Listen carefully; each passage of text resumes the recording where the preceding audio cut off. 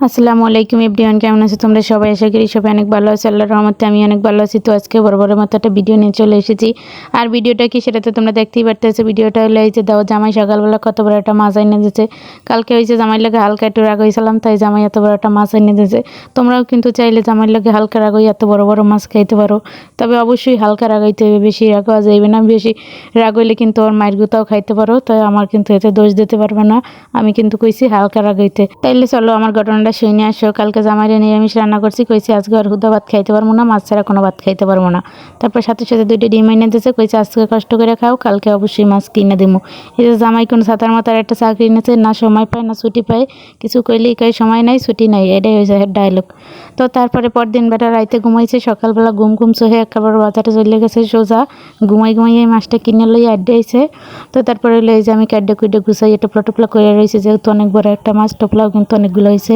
এই মাছটা কিন্তু 4 কেজির উপরে আসলে, আর আমরা তো মানুষ 2জন, তাই একটু বেশি করে এই টোপলাটা হয়ে গেছে। তো যাই হোক, তারপরে ভিতর লবণ হলুদ দিয়ে মাছগুলো মেখে তারপর হচ্ছে রেস্টে রেখে দুমার। আজকে এই মাছটা কিন্তু কাঁচা রান্না করবো। তো এই কাঁচা মাছটা যারা খাইছে হেরাই কিন্তু বুঝবে এই মাছটার টেস্টটা যে কতটা। সবাই কিন্তু বুঝবেন না, ওই যে কয় না গির মজা কি সবাই বুঝে, তাই আর কেমন তো কথাটা। এই পাঙ্গাস মাছে কিন্তু আবার অনেকেই কমেন্ট করবে সিস হ্যাঁ কি রান্দা কেমনি খাই হ্যান তেন। তো যারা না খান হেরা এখনো সময় আছে, স্কিপ করে চলে যাবেন। আর যারা খান হেরা এই ভিডিওটা দেখবেন, কারণ হেরা তো এসব পাঙ্গাস লাভার, হেরা তো বুঝবে কাঁচা মাছ রান্নার সাহায্য কতটা। আর বিশেষ করে তেলালা মাছে তো অসাম, জাস্ট কোনো কথাই নেই। তারপরে এখানে টমেটো পেঁয়াজ রসুন মশলা টশলা দিয়ে জগলতা যা দেওয়া যায় সব দিয়ে কাল মশলাটা বুনে লাইছি। এর মধ্যে এখন লবণ হলুদ মরিচের গুঁড়ো টুড়ো সব দিয়ে এলাম, দিয়ে মশলাটা খুব ভালো করে বুনবো। মাছের মশলাটা খুব ভালো করে বোনাইলে মাছটা কিন্তু অবশ্যই খেতে মজা হইবে হইবে না কেন। এরপর কিন্তু এই যে এখানে একটু অল্প পরিমাণ পানি দিয়ে দিলাম, আর মাছটা কিন্তু পুরো বাফে আজকে রান্না হইবে পাঙ্গাস মাছটা। তো ওদিকে কিন্তু লবণ হলুদ মাখা যে মাছটা রেখে দিচ্ছি সেইটার ভিতর দিয়ে দিমু। আর লবণ আর হলুদটা আগে মাইকে থইছে, সেইটা এখনই কমু। লবণটা মাইকে থাকার কারণ হয়েছে যে লবণটা মাছটার ভিতরে এতে করে খুব ভালো করে ঢুকে যায়, আর হলুদটা দেওয়ার কারণ হয়েছে এতে করে মাছটার সুন্দর একটা কালার এসে গায়।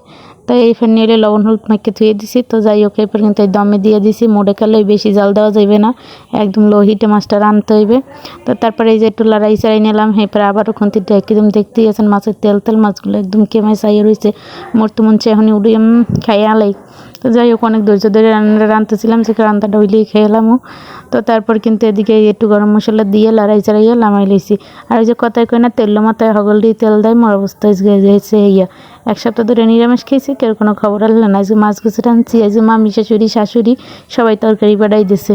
তো যাই হোক, এই তরকারিগুলোও কিন্তু আপনাগুলোকে শেয়ার করবো যে কী দিয়েছে আমার মামি শাশুড়ি দুজনেই মাছ রান্না করে পাঠাইছে। আমিও মাছকে একজন একটু গোস্ত দিলেও তো পারতো। তো যাই হোক, আজকের ভিডিওটি এবং তুই সবাই ভালো থেকো, আল্লাহ হাফিজ।